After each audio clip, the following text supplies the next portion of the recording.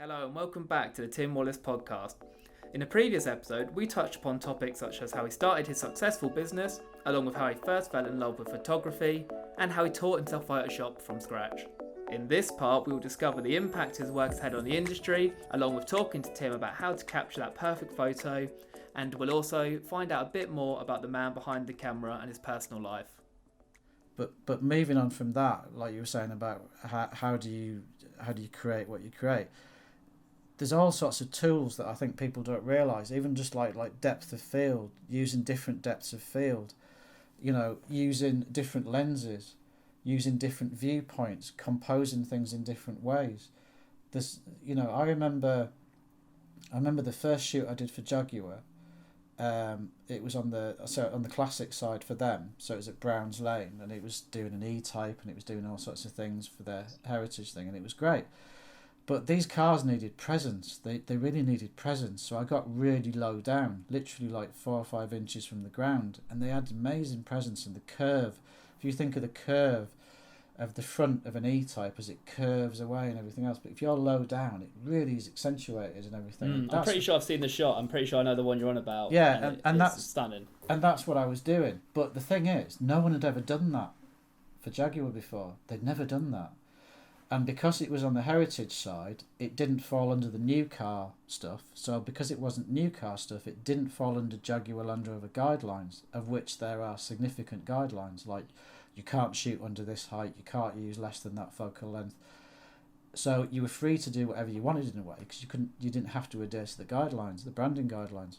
So I did this. Second shoot, I remember one of the client from Jaguar being there.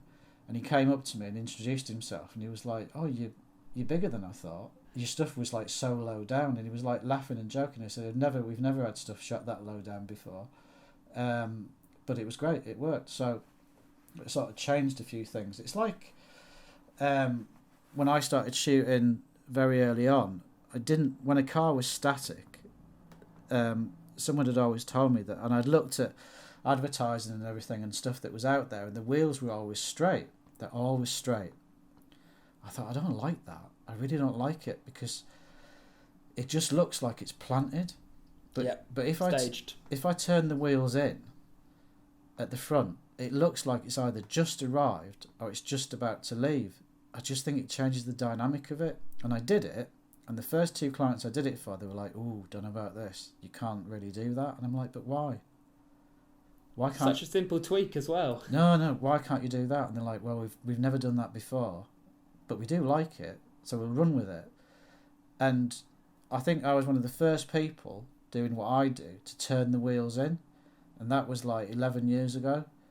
And it's fascinating now if you look at billboards and everything from all over the place, and you think those wheels are turned in. I wonder if I did that. Do you know what I mean? That's fantastic, though. It's just a simple change, but you like a tiny thing, but in the industry it's like, wow, that's a bit dangerous. We've never done that before. But if you go back post 12, 13 years, you'll not find a car advert where the wheels are turned in. That's brilliant. And then when you're driving home tonight, if you pass a billboard, you have a look, because you've never noticed it before, probably. I will, and now my mind is going to become in tune to looking at that now. It's going to be everywhere. Now I'm aware, I'm going to be looking at every advert thinking, wow. But that comes back to the fact that you weren't afraid to pioneer different things, which is key to why you are where you are now. You obviously weren't afraid to change it up a little bit. And like you say, such a simple tweak, like moving the wheels, it's incredible that now is the norm, and you should revolutionised the game.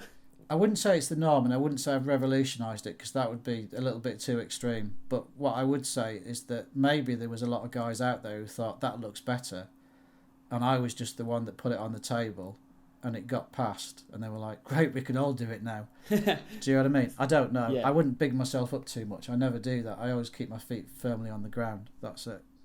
Well, you're very modest, and you should be very proud, though, that if you did play even a small part in changing an old mentality, changing what people thought worked and presenting something else that can work, I think you should be take a little bit of credit.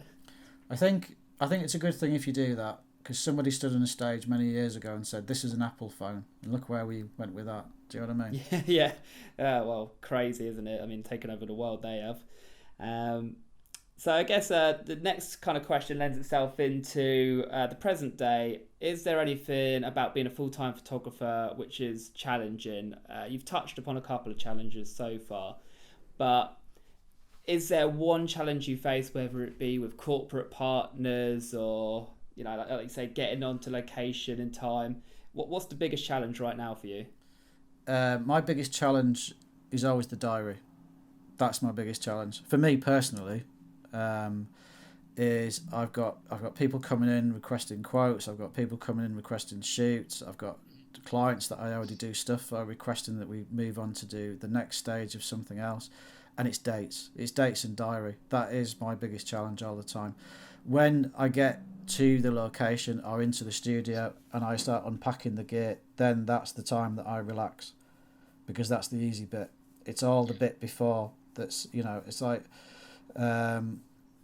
what was it? I was doing before I went to the States, I did a interview. There was a TV crew came over from the States, and they're doing a program or a series of programs that are going out on the History Channel. I think they go out later this year, called The Road to Provenance, and it's all about people who love supercars and are obsessed with stuff and everything else. And they'd come over to the UK to film me, and it had been organised for a few months and everything else.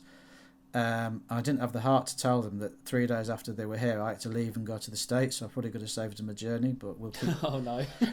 Oh well.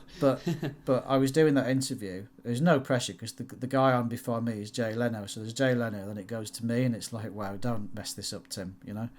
Yes, but I was doing that. Jay knows his stuff. Yeah, I was doing that, and the guy was asking me about what you're doing next, and I had a few emails through while we had a break on the interview thing because it was all getting filmed. And I'm like, right now, I think I'm in France next week. I'm not sure. Or it could be Wednesday, Thursday. I'm going to be down in London. I need to check. Once I've finished there, I need to make some calls. And it's literally like that. So dates, for me, it's planning and dates. It's all in the planning. I don't walk into anything unless it's well planned. So my biggest challenge really is getting people to secure dates, getting studios booked, making sure locations are okay. If you're on location, some times of the year are worse than others. Best time of year, I think, to shoot is autumn, to be honest with you. Summer, it's amazing. You can get bright blue skies and blazing sunshine, and you'll get somewhere, and I don't know, a security guard at the facility will go, oh, it's an amazing day for pictures. You've landed lucky there, and you think, my God, it's the worst thing possible. It's hot. It's Do you know tough. what I mean? Yeah. If I could have demanding. 62% cloud cover, please. That's perfect. Yeah, get the factor 50 on as well. So, having things like, subscribing to a pretty accurate weather services that give you half-hour breaks of the weather 14 days in advance that are fairly accurate, they're things that are important to me. But, I mean, today, with other people, I think, sometimes, from what I see anyway, the only thing I would say is that we do have a bit of a culture now regarding equipment, what I call the shiny thing. Yep. And I always warn people a little bit about this. Do not get too obsessed with this. There is a bit of a culture that the equipment will, if you buy X piece of equipment, it will make your work fantastic, and it's never going to do that. People say to me, like, oh, you've got a McLaren, and you're going to shoot it on a Hasselblad. What can possibly go wrong? Well, many, many, many things can go wrong. And a Hasselblad is extremely high resolution, but if you point it at the wrong thing and you don't do it well, you're just going to get incredibly high resolution crap, basically. And you know what, I'm glad you brought that up, because I cannot tell you how many people have asked me about getting to know what kit you use and what camera you're using. And I totally agree with the fact that it is very easy to get blindsided by this, a fantastic kit and the very best cameras, when really a lot of it comes down to the practice that you've referred to, the consistency, the fact that you know how to use lighting. It is. I remember an interview last year, and that was a US magazine, and they they interviewed me and they wrote all the copy up and everything, usual routine on a magazine interview, and then they send you a list of all the images that you've shot that they would like the high res of, so they can use them in the magazine. And they sent one of the images through, and I rang them up and I said, "Are you sure you want that one?" And they were like, "Yeah, it's a fantastic image. You can tell it's been shot on the medium format. It's such good quality, and the lighting is impeccable." And probably guessing you used 5 or 6 lights there, and I'm like, "No, it's on my iPhone." You know? Wow. Yeah. Exactly. I can give you it, but it's not fab resolution. And they were like, "No, you didn't do that on your iPhone." I went, "I did. It's available light. It's on my iPhone." Understand. It's not me being clever. It's just I understand light. You know, and you can sometimes put yourself in a position where you can produce something amazing with very minimal equipment. Yeah, you won't always have your camera on you, will you? I mean, sometimes you've just got to use the device that's closest to you that you have on you when that opportunity presents itself. Yeah, but I do think it's going to be very controversial now. I like being controversial. We love a bit of controversy. Is that I don't think ever, and I'm really serious about this, I don't think ever in the history of, you know, humankind, have so many people had access to a camera, pretty much because it's attached to the thing that they speak on or use on Facebook or whatever. So many people have had access to a camera, and yet I don't think in history we've had so few photographers, because I do think, and I firmly believe in this, and I'm very passionate about this, photography is a craft. It's a craft. 100%. You know, and it's something that's not easy to learn. It's not easy to develop. It can be hard work at times. And to be able to do it well is a skill that takes a lot of work. I think that there's too much emphasis now on equipment where if you buy XYZ camera, you know, you'll be able to produce amazing images. And again, I was talking about this again last week in the States. And I made a point to point something out. And then I asked the guys to come back to me after they'd had a break for 20 minutes to get coffee and refreshments. And I asked them to do something. And I said, right, when somebody looks at your picture and it's just a relative or it's somebody that's not a photographer, and you show them one of your pictures and it's a really amazing picture, they will say if they said to you, "That's a really good picture, you must have a really good camera," how would you feel? And they'd be like, "Well, I'd be upset because it's not the camera, it's my skill. It took me loads of skill and loads of practice to get to produce an image of that quality." And I'm like, granted, okay, I agree. I totally agree. If somebody said to you, it's like going into a restaurant and eating an amazing meal and going, "Oh, the fusion of textures and tastes and flavours, it's amazing." And then the head chef comes out and you go, "God, that's amazing. You must have a really amazing oven." He'd be upset. Do you know what I mean? So it's not down to the camera. And I said, right, but go for your break and you're going to be in an environment full of photographers and there's lots of display boards with pictures on, and just when you get in your drink, just listen to what people are saying, because I guarantee this is going to happen. And it did. It absolutely did. But they'd never noticed it before. When two photographers get together and they're looking at someone's image, one of the common things that they say is, "What equipment does he use? Is he on his own phase 1? And you're like, "Oh, I don't know. I think he uses Canon, doesn't he? Do you think that's a Canon 28? Is that a new 2870? And it's exactly what they do. And yet, if somebody did it to them, they'd be upset. But for some reason, we think there's a connection. There is no connection. You know? I saw a Twitter post, ages ago. And there was a guy that had done a shoot. And he'd done this shoot. It's a personal shoot for him. But he'd done it, and he'd done it out in the desert and everything else. And it looked amazing. It was fantastic. And then the following month, he'd changed his camera. He'd upgraded it to the latest new shiny thing, right? And he went, "I'm going to go back to where I did that other shoot, and I'm going to do it again because I need to do it again because there's higher res on this camera."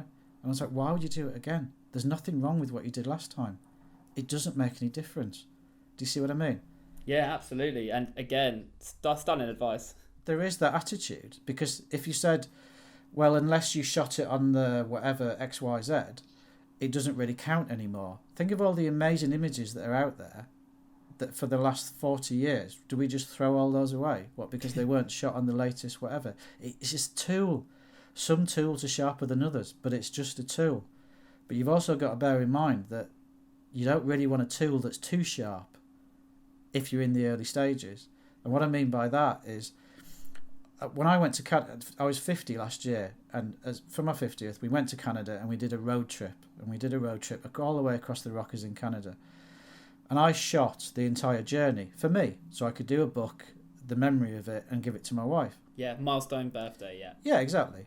So, and I like shooting for me because it's uncomplicated. There's not loads of lights. There's no client at the end of it, and I can just do whatever I want. Yeah. So I took a Nikon D5 and I took one lens. I took a 35mm. That was it. That's all I took. I shot the whole thing just like that. When I came back, I put some of the pictures online, saying I had a great trip and everything else. And Canada's amazing. I absolutely love it. And people were saying, "Oh, I can't believe you didn't do it on the Hasselblad." And I'm like, "Why would I do it on the Hasselblad? It's just for me. It's just for a book." They're like, "It'd be so much better on the Hasselblad." No, it wouldn't. It wouldn't be any different. The depth of field might look a bit different on a medium format to a DSLR, but it's fit for purpose. So, yeah, be careful with that sort of thing. And, you know, if you want to... top tip, really? Are we in the moment for top tips? Probably not, but I'll say it anyway while it's in my head. If you want to get really good and you want to improve, tape up your back screen. Get your camera and cover up your back screen so you can't look at it. And you will notice two things. You will notice that you spend a huge amount more time looking through the physical viewfinder at what you're actually shooting. And you'll slow down and you'll shoot less, but you'll think more. And that is my top advice, because the next time you're out and you see somebody taking pictures, look at the eye to hand ratio, as I call it. And I'd say the eye to hand ratio is about 20 to 80%. They will spend 20% of their time with the camera up at their eye and 80% of their time looking at the image on the back screen. And yet looking at the image doesn't really do anything. And just because there's a little flashing white highlight and they're like, "Oh my God, it's a flashing white, I'm going to have to delete that and do it again." Not really, it's got a 15-stop dynamic range. What are you fretting about? Do you know what I mean? Yeah, absolutely. Take more time in what you're shooting, because if you spent more time looking through the viewfinder, you wouldn't have a palm tree growing out the top of his head. It's correctly exposed, but it still looks awful. But you haven't noticed it because you're too wired into looking at the histogram, or, you know, whether it's overexposed or underexposed by an eighth of a stop. Just tape up your back screen. Absolutely best thing to do. I made people do it in America. You should have seen them. It was like I told them to throw their first unborn child into a fire pit. They're like, "I can't do that." Going back to basics. How can you do that? I can't use my camera if I can't see. How can I do that? What do you think we did when we had film? You know? It's brilliant advice. It's almost rediscovering the actual craft of photography rather than relying on the technology, like you say. I think because the technology nowadays is so good, people tend to neglect the craft side of it and just believe that because they've got, like, say, the best camera, they'll obviously have the best pictures. I don't use my screen. I shoot at the moment. I'm probably shooting 80% on the Hasselblad because of the output. I need a big output. I shoot Hasselblad because I need that large output. That's it. I need the biggest sensor possible, and I need the highest quality of pixels on that sensor. And for me, Hasselblad has the best glass, and that's why I use Hasselblad. That's it. There's nothing else really to it. But when I shoot on Hasselblad, normally I'm tethered. And what people don't realise is that when I'm shooting tethered, I don't see anything on the back screen. It's going into the tether. And the tether's where the client is behind me. The only thing I'm seeing on the top of it is like the histogram. Yeah. And I know what I'm doing by looking at the histogram and looking at what I'm doing in front of me. It's not some sort of matrix moment, you know, "Oh, I can see the image," you know. But it's confidence. I don't need the reassurance to go and have a look at it because I can see what's in front of me. But, you know, try it. People should try it. It's nerve-wracking. I grant you it's nerve-wracking, but you will slow down and you will do things a lot better. And you'll almost be freed from technology. You'll be freed from that constant need for free from the matrix gratification. Yeah. Free from the matrix. Blue or red pill. Yeah. That kind of both. stuff. Just take both. Sod it.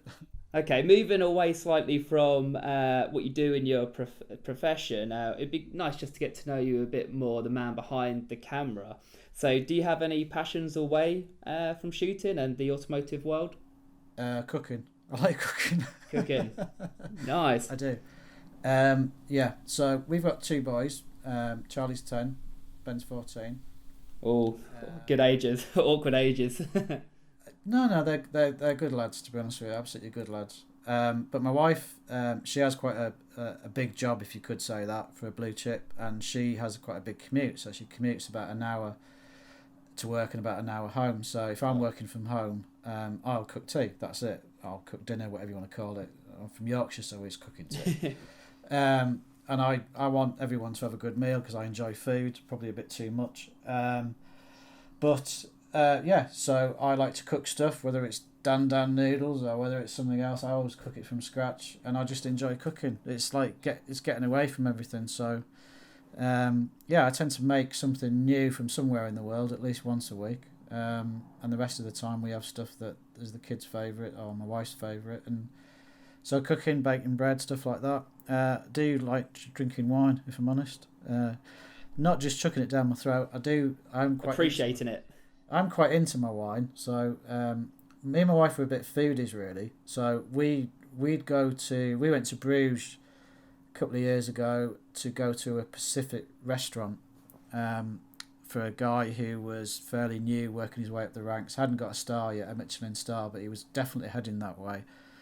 But within the community of foodies, he was quite well known. So we went to Bruges just to go to the restaurant. We've been to London. Scotland's a great place if you want to go to good Michelin star restaurants because of where it is. You can get in reasonably quickly.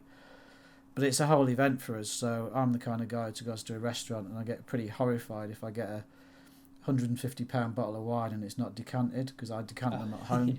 It's not me being a snob, it's just that if you decant wine, it does taste completely different. It's just what I enjoy.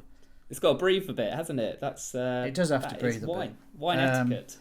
Quite enjoy making cocktails. That's not something I do very often now. My wife bought me a cocktail kit years ago. Got quite into that. That ended badly, mainly for me. Because, it's like, as I would put it, God, that's good gear. Have another one of them. And then suddenly your legs don't work. So suddenly it's a bit stronger than recommended, isn't it? So what were you doing? Margaritas, anything like that? Oh, specialist. Porn star martinis was a specialist. I had loads of friends coming around going, do us a few porn stars. And you're like, okay. And then you'd run out of this and that. I am famous for my porn star martini made in a teapot.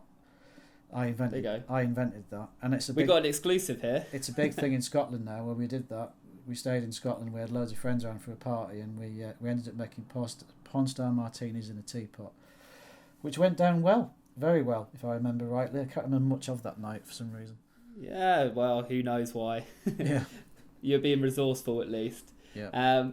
Next question is just one that we like to ask people. It's a little bit left field, a little bit of fun.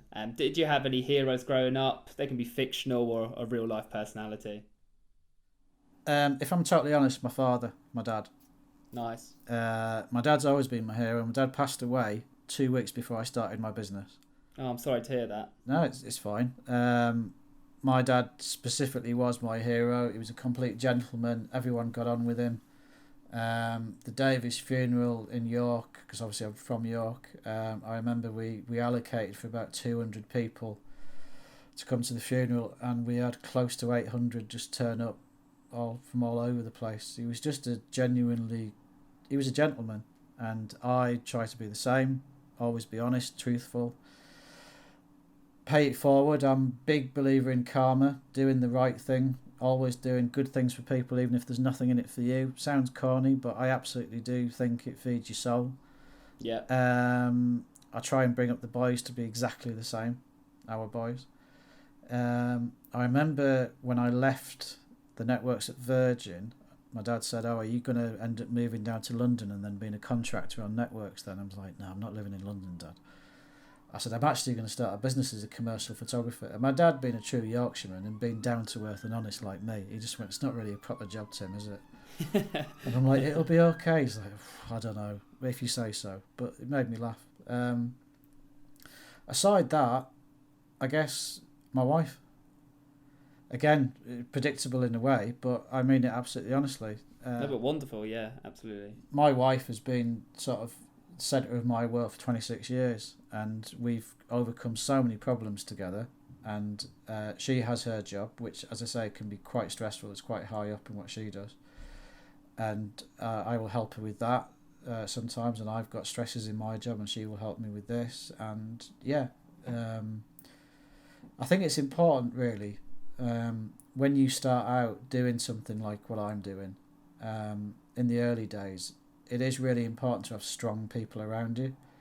I do believe that everyone has a core of 5 people, and this might be your wife, your husband, your mum, your dad, your next door neighbour, whatever. It could be your boss at work, but there's usually a core of 5 people that you spend the most time with on a regular basis every day.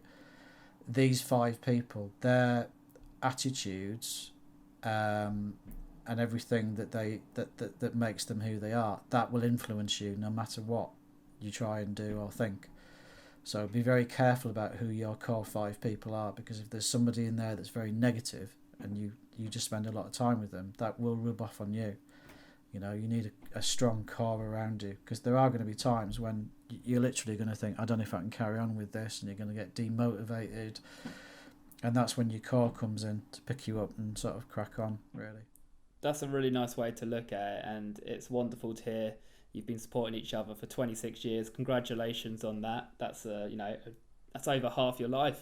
So that's incredible, absolutely incredible. And it sounds like you have a wonderful family, and you must have a wonderful family, because of, you've both got big important jobs, and I imagine that would put strain on a family that wasn't supporting each other. So yeah, fair play to you both.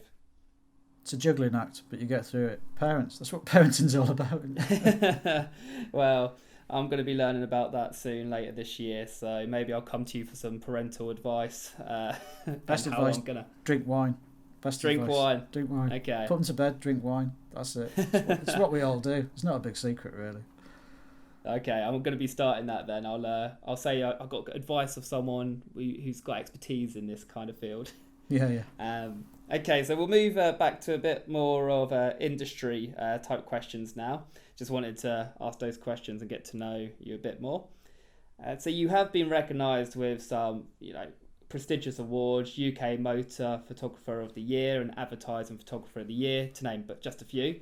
But what is the best thing about what you do? What is it that you enjoy the most? Meeting people. If I'm honest, I get to work with some pretty amazing people at all different levels. The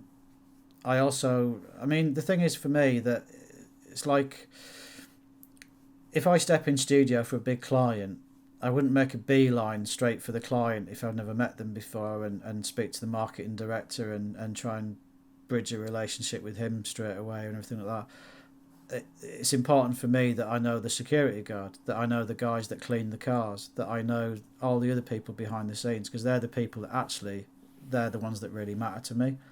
So I make sure that I know all those guys by their first name. You mentioned Brian, I think it was earlier, who was on the mechanic. If you know them by their first name, no matter, even if they're the cleaner at the studio, learn their first name, and then the next day when you come in, if you would say hello or morning and you address them by their first name, it's probably the first time that's happened to them, you know, and it makes a difference to them. And it's just, there's no benefit to it. It's just good. It's a good thing to do. So I enjoy meeting people and listening to people as well. Not just, I think far too many people sometimes can be a bit more transmit than receive. So it's nice to hear people. I remember when I was in the States last week, I got there on Sunday night, but the actual conference that I was talking at for Adobe didn't start until Wednesday. So I was there for a couple of days, and it was good because I had stuff to address and I could clear emails and do other stuff. But the hotel was virtually deserted. It was like the Marie Celeste. It was bizarre. And I used to go to the diner in the hotel on a night, and literally the staff were like waiting for me to walk in at 6. It was that quiet, and I'd eat something, and then I'd do a couple of laps of the hotel just to have a walk and talk to my wife and everything on the phone.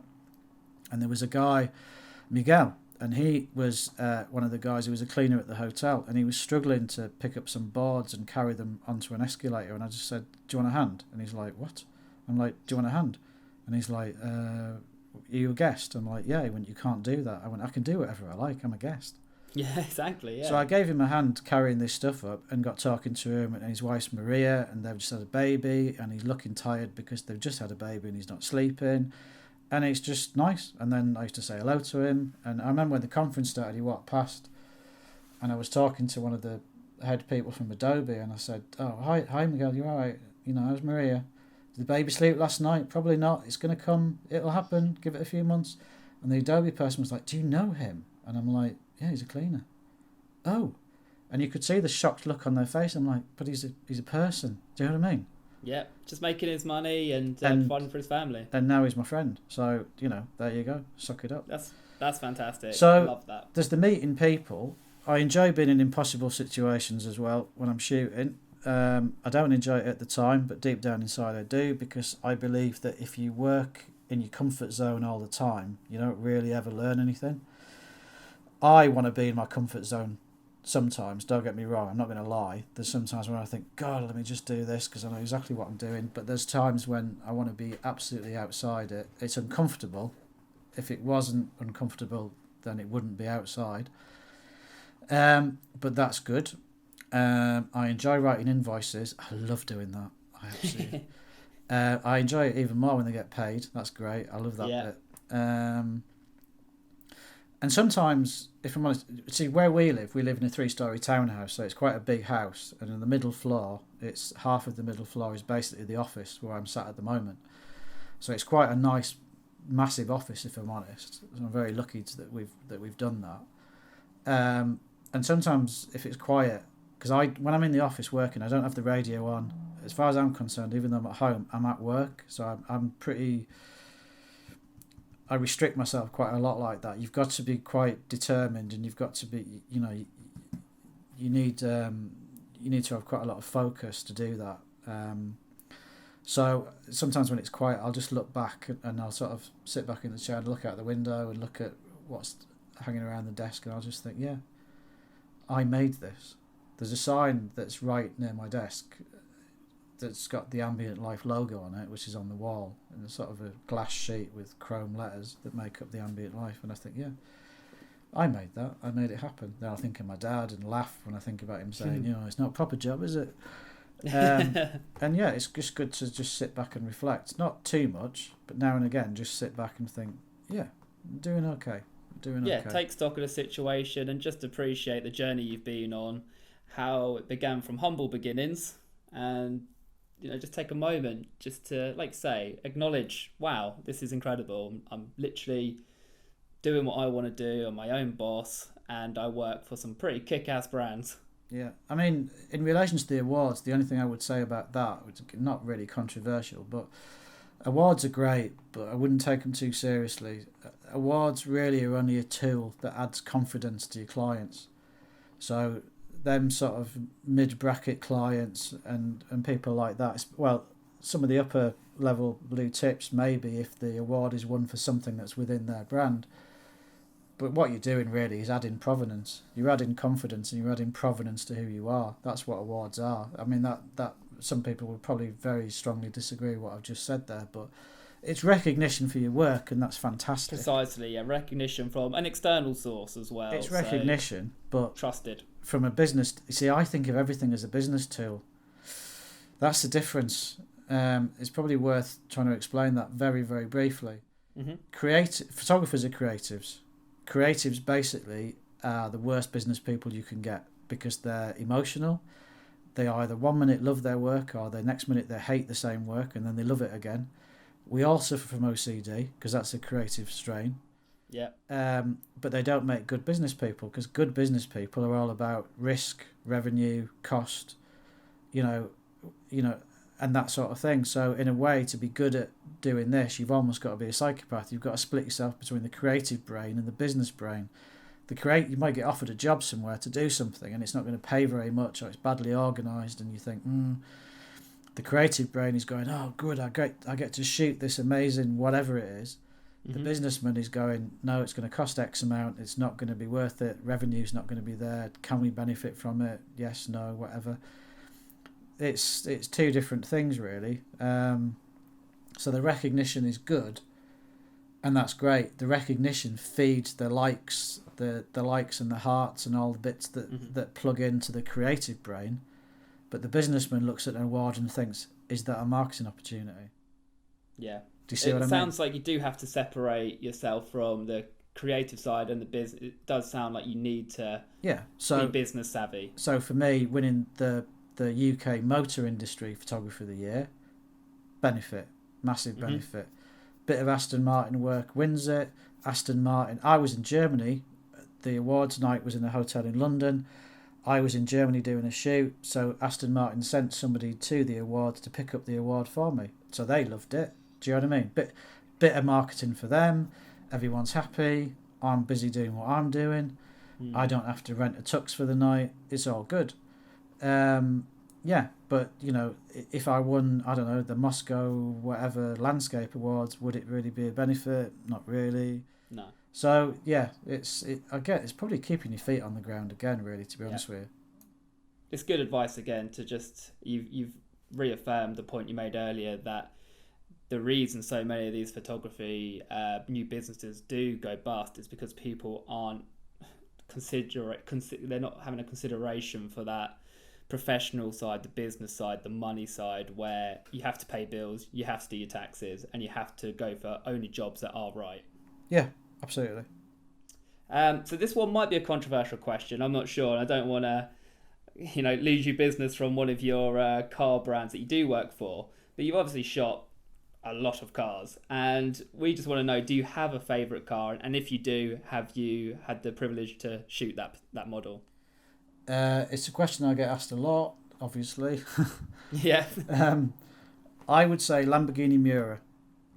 Nice. If I'm honest, Lamborghini Miura, in my opinion, is still probably one of the prettiest cars in the world.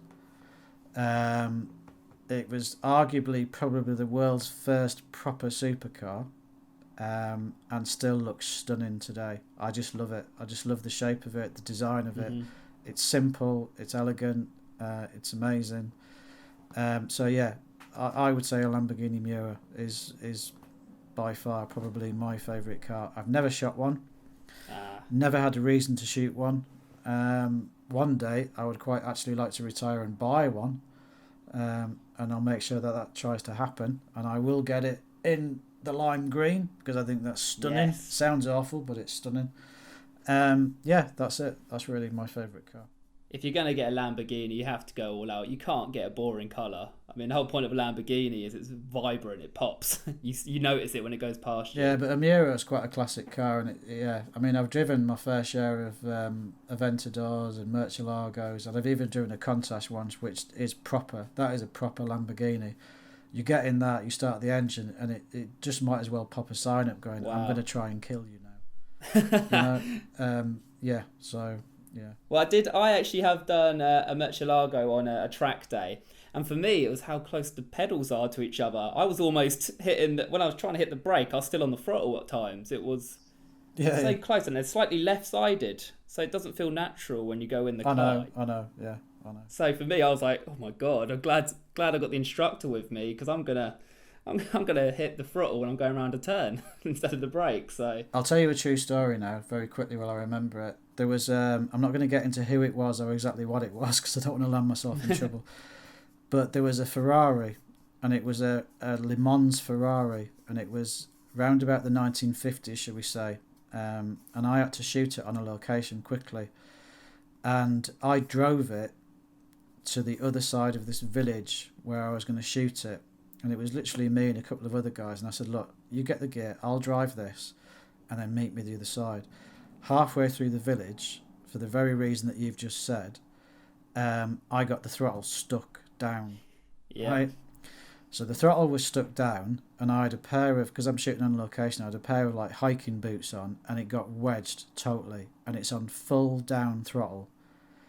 So I went through this village in this like multi-million-pound Ferrari, of which there's only one in the world. Classic, yeah. While these people are stood there with their eggs in baskets, and it's one of them little villages. Do you know what I mean? Yeah. Went through it, like horrendous screaming look on. You know when kids open their mouths but they don't scream, nothing comes out. And you think, wow, that's going to be bad when it happens. Through the village to the other side and roaring it. I must have done about 120 through this village, and I was like just trying to hold on and think, bloody get my foot out of this. Anyway, I managed to come to a stop on the other side, and nobody from my crew saw what happened, so I never mentioned it. Apart from the fact that when they came across, one of them did say, "You look a bit pale. Are you all right?" And I'm like, "Yeah, I'm fine. Just a bit hot, you know." But yeah, I remember that and think, wow. And I had £6 million liability insurance then, and the very next thing I did the following week was up it to 12 million. I have 12 million liability now. That should cover you for most. Just in case that ever happens again. It doesn't cover me for everything. I've been in a few things that have been over that, but yeah. Wow, that's a great story. And like I say, I did it in the safety of a track day, so I know exactly that kind of fear. You must be like, oh god, this isn't going to stop. Yeah, track day is one thing. Through a village is something quite different. Yes, I tell you now. Everything's going past really quick. Yeah. So what can we expect to see from you in the future? Have you got any professional or personal plans that you're even allowed to share with us? And we came across some recent praise. I think it was the forward from Sir Sterling Moss for the work you did with Aston Martin, a portfolio of dreams. I mean, that's pretty special. An absolute legend associated with your name as well now. I like Sterling. He's a great guy. Because the thing is, when a lot of people meet Sterling, they're all very sort of, oh, you know, hello, can I have a selfie? Can you sign this? Everything else. And I've met him a couple of times. And I remember the first time I met him, I walked up to him and he had a cup of tea in his hand, but he was busy getting interviewed by somebody else. And I just went over and I said, look, I know who you are. You don't know me, but I'm gagging for a cup of tea and there's a big queue. Are you going to drink that? Because if you're not, I'll have it. And he was like, you cheeky. And I just get on really well with him, because the thing is with people like that, if you're down to earth and you're just normal, it's quite refreshing for them.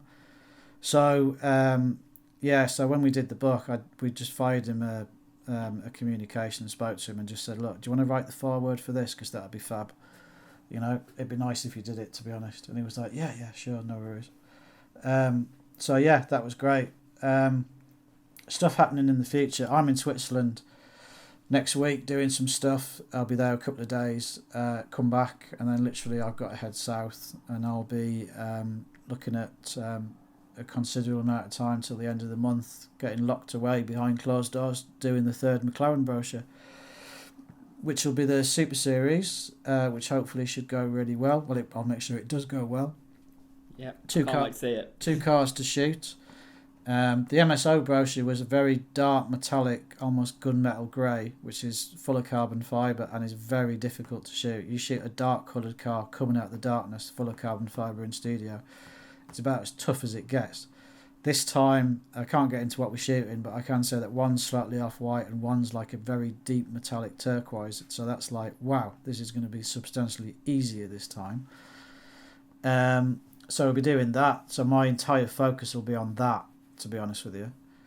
And from a personal point of view, just basically cooking some good food, drinking some good wine, and spending some time with my family whenever I can.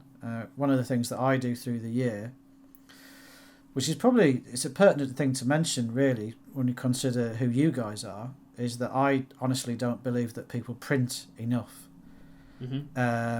And what I do every year is I print all the important stuff every year. Now, what I mean by that is the work I do for commercial clients, that gets printed anyway. That's out there. It's printed in brochures and all the rest of it. But all through the year, I take pictures of every weekend we go away with the kids, meals that I've cooked. I'll take a picture of it. I'm not a food photographer, but I'll do a picture of it. I'll do funny pictures of my wife and kids when we're doing something in the house. I'll take pictures of the dog when we go for a walk and he collapses. And all sorts of things like that. And at the end of the year, I've normally got about 600-700 images. I will then push them into a book, quite a large book, and I will get that printed as a one-off thing, and I will give that to my wife every year as this was our year. And I think that's incredibly important, because when my father died, my father wasn't a photographer, but when he died, there was a chest of drawers in his bedroom, and at the bottom drawer of that was just loads and loads of little envelopes full of end prints and negatives. And it was all from sort of family holidays that we'd had. Some of the stuff I didn't remember, some of the stuff I did remember. Yeah. Stuff that survives as well, that you can... Yeah.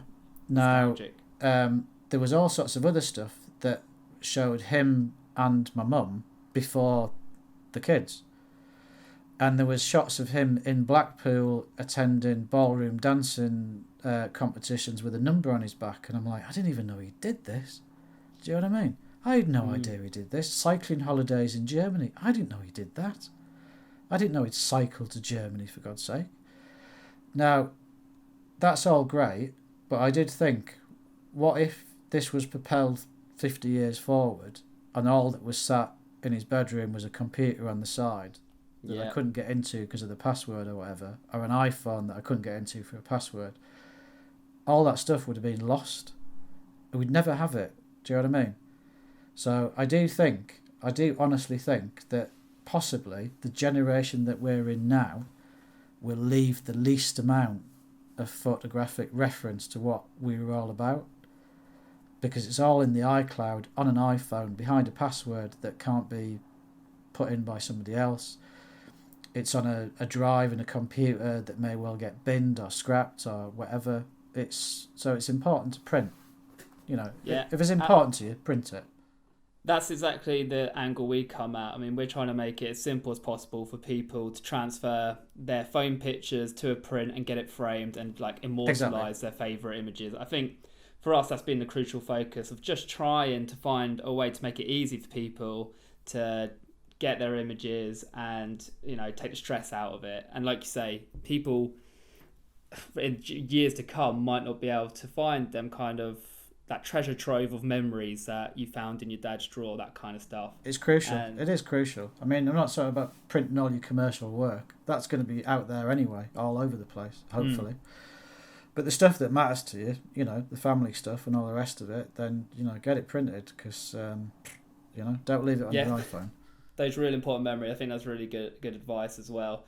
And speaking of advice, as we're going to wrap this shortly, do you have any advice to aspiring photographers looking to make it as a professional? You've obviously covered one top tip so far, and from talking to you, I can't imagine there are any set rules. It sounds like people have to discover their own style and learn their craft and make the mistakes and just get out with the camera a bit more. But is there anything else that you would say, this is great advice, and if I knew that 11 years ago, it would have been very handy? I think the important things that I would say, and I mean this absolutely from my heart, is you've got to believe in yourself. And it's an easy thing to say, it's a very hard thing to do. And there's going to be times when you don't. But you've got to try and believe in yourself as much as you possibly can. Because if you don't believe in yourself, then others will detect that and they won't believe in you either. So that's a really hard thing to do. It's a very easy thing to say, you know, but you've got to persevere and try with it. You know, it takes quite a lot of dedication and focus and everything to be able to do that, and it's going to take you time. It's almost like you've got to get into the right mindset to do that. Work hard, okay? It's going to be something that takes you time to build. It's going to be something that, whether you're building a business or just trying to really get great at photography or lighting, but if you work hard at it, you've got much more chance of success. People will say to me sometimes, oh, you're doing this, or you're doing that, or you've got that new client, you're so lucky. And I think, I don't believe in luck. I really don't believe in luck. Harder you work, the luckier you get. That's it. When you get knocked down, be prepared to get up and move on. Failure is an essential tool to success. Be yourself. Don't copy somebody else. Don't be the next whatever, the next whoever your famous, you know, favourite photographer is. Be the first version of you, you know. Have a style, have a niche, and become as well known for that as you possibly can, okay? And get your work everywhere. Don't get hung up that someone's used your picture on a blog about whatever it is that you do. Get it out there. Get it everywhere. I have people say to me even now, God, I landed at LAX, and well, before I got off the aeroplane, I was reading a magazine and there was 2 pictures of yours in there. Then I got off at LAX, I'm going through the tunnel and there's another picture of yours there. It's like you're everywhere, and it's like, I know, it's good, isn't it? It's amazing. I plan it that way, you know. Value what you do and value your time. Don't expect anything of value from cheap people. That's a pretty good point. It's a hard one to grasp at times, but you're not going to get anything of value from cheap people. So value your time and value what you do. If a client wants you to do it dead cheap and it's not what you want to do, then it's the wrong client. Find another client. That's it. I mean, one of the things that I talk about a lot in the States. There's a media company called Kelby One. I do quite a lot with them. And at Kelby One, they've got a website, and there's guys like me who do video tutorials for people. Mm-hmm. So on there is video tutorials about how to light cars, how to do them outside, how to do them inside, how to shoot detail, how to shoot interiors. There's all sorts of stuff on there. But I did 2 business classes last year. Each is about 2 hours long, and they're both on Kelby One. And they have been the most successful classes they've ever had in 25 years for people physically going on to watch them time and time again. So there's a lot of advice in there. It's very difficult to push across years and years and years of business experience in a sort of 10-minute segment. So there's a lot of information in there. Yeah, I can imagine. But if your clients are not working for you, then you've got to consider that maybe that's the wrong type of client. The best lens you can use is another question I get asked quite a lot, and the answer is simple: use your heart. The best lens you can use is the heart. So shoot from your heart. So shoot how it feels to you and how you think you want to push that across. You know, stay true to yourself. Don't just shoot what it looks like. Shoot what it feels like. And if you don't really understand that, then think about whatever you're shooting is in front of you. There are many millions of different ways you can light that to give it the atmosphere. The atmosphere is what will get across how it feels. You know, so shoot what it feels like. Don't just shoot what it looks like. And that's really my best advice, if I'm honest. That's amazing. Honestly, we cannot thank you enough for taking the time to speak with us. You've mentioned one of your biggest challenges is diary time. And before we jumped on this podcast today, we were well aware that you were giving us this incredible opportunity to speak with you. And we understand and appreciate you're so very busy. So to get this podcast done with you was incredible. So we just want to put on record how much we really appreciate you taking the time to talk through your business with us, the stuff that got you here. And yeah, it's been a privilege. Really good. You're quite welcome. If it helps a couple of people out there, then it's worth it, isn't it? So. It was an absolute pleasure chatting to Tim today. A real honour, and we can't thank him enough for coming on and speaking to us for close to 2 hours. Do make sure you follow him on social media. His handle on Instagram is timwallace47, and don't forget to visit www.ambientlife.co.uk to find out a little bit more about Tim and view some of his amazing work. For more information, please visit us on www.eframe.co.uk.